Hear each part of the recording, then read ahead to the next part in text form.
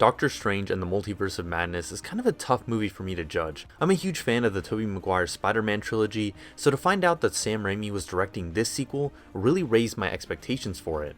There's so much personality and style infused into those old Spider-Man films that I was hoping some of that would transfer over into Multiverse of Madness. And luckily though, some of that did find its way into this film. The color grading is better than the usual gray Marvel cement look. There are tons of interesting camera movements, and the emphasis on more violence and gore definitely set it apart from its MCU brethren. It's mainly the narrative and character work that I had some problems with. From the get-go, Scarlet Witch is the main villain of this movie, which I think is cool and what I wanted to see more of in her own show, but for people who didn't watch WandaVision, I don't know how believable that quick turn to evil is. You could chalk it up to the Darkhold, which is supposed to make the user gradually more insane, but I feel like that period of time between the ending of WandaVision and this movie should have been more fleshed out. On the flip side, once she goes bad and starts killing people, she becomes one of the most menacing villains in the MCU. It's funny because she kind of steals the show from Doctor Strange and America Chavez, who are the main protagonists. At first, when I saw their dynamic, I had high hopes that we'd get a relationship akin to something like Wolverine and X-23 and Logan, where they'd grow to care about and learn from each other along the adventure. But that doesn't really happen. Strange and Chavez get their own scenes and backstories that kind of set up their internal struggles, but those character moments don't really happen again until the end of the movie. Most of the time, they're just kind of reacting to what's going on. Spider-Man No Way Home is a movie full of plot, but a lot of those story beats are driven by the characters. And there are tons of scenes where people are just talking and you get to really understand what's going on in their heads. In a way, that's why I feel like this is Scarlet Witch's movie, because she's the one essentially always driving the story based on her emotions and desires, kind of like Thanos in Infinity War. In fact, her downfall in the finale, in my opinion, was way more impactful than the quote-unquote character growth of Chavez and Strange if you even count that.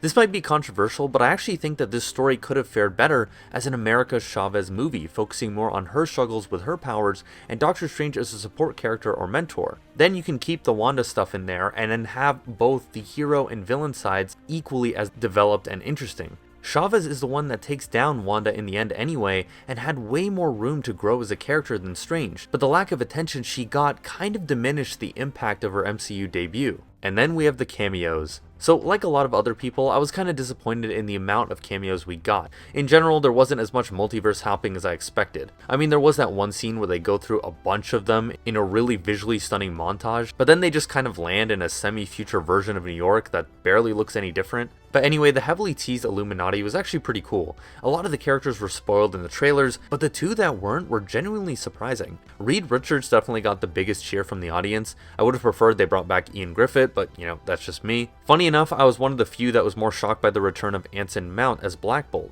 Like damn, I can't believe sitting through 3 episodes of that failed Inhumans show actually paid off. But yeah, even though that series sucked, I always thought Black Bolt was a cool character because of his power, so I was definitely pleased to see it in action in this movie. On the flip side, he also probably had the coolest death. Yeah, a lot of people were upset that these guys all got killed off so quickly, but I was more disappointed that they didn't really do much in the story before they died. They were mainly just there to deliver exposition. If they really had to die, I think it would have been way more fulfilling if they took a page out of James Gunn's Suicide Squad and had these heroes join the adventure and then die off gradually as it went on. Instead, they were just another casualty of this movie's unfortunate pacing.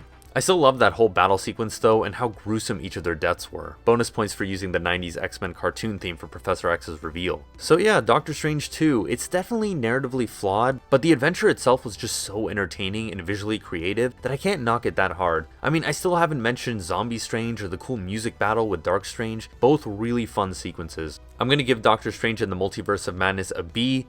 Thanks for watching, comment, like, subscribe, follow me on Instagram for more reviews, and I'll see you guys in the next video.